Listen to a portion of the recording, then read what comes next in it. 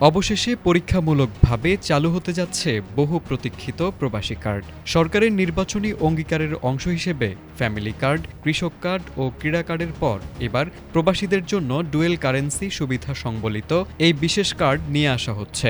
শনিবার প্রধানমন্ত্রী তারেক রহমানের সভাপতিত্বে অনুষ্ঠিত এক বিশেষ বৈঠকে এই সিদ্ধান্তের কথা জানানো হয়।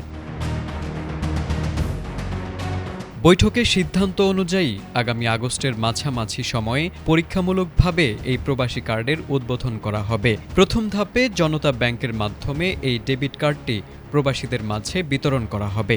সরকারের লক্ষ্য হচ্ছে আগামী ডিসেম্বরের মধ্যে 50,000 এবং 2027 সালের জুনের মধ্যে 2 লাখ প্রবাসীর হাতে এই কার্ড পৌঁছে দেওয়া। পরবর্তীতে দ্বিতীয় ধাপে এই পুরো কার্যক্রমটি সঠিক প্যাড আর সঠিক তথ্য দিয়ে এসব সামলে নিব এক হয়ে। মোনালিসা স্যানিটারি ন্যাপকিন এককভাবে পরিচালনা করবে প্রবাসী কল্যাণ ব্যাংক।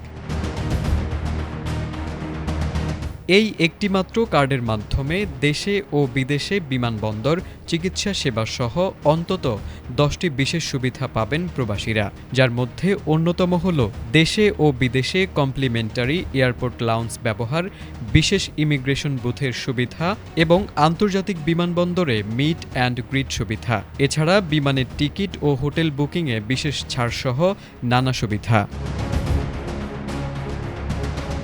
ভ্রমণ সুবিধার পাশাপাশি প্রবাসীদের স্বাস্থ্য ও সুরক্ষায় থাকছে বিশেষ ব্যবস্থা। সরকারি হাসপাতালে প্রবাসী সেবা বুথ এবং বেসরকারি হাসপাতালে চিকিৎসা সেবায় প্রবাসীরা বিশেষ ছাড় পাবেন। এমনকি কোনো কার্ডধারী মারা গেলে বিনা খরচে মরদেহ দেশে আনা এবং প্রবাস ফেরতদের পুনর্বাসন ও বীমা সুবিধাও দেয়া হবে এই কার্ডের আওতায়। পাশাপাশি জমি রেজিস্ট্রেশন, নামজারি, ইউটিলিটি সংযোগ, লাইসেন্স প্রদান, জাতীয় পরিচয়পত্র, পাসপোর্ট ও কনসুলার সেবা পাওয়ার ক্ষেত্রে কার্ডধারীরা পাবেন সর্বোচ্চ অগ্রাধিকার। তারেক আজিজ, এটিএন বাংলা।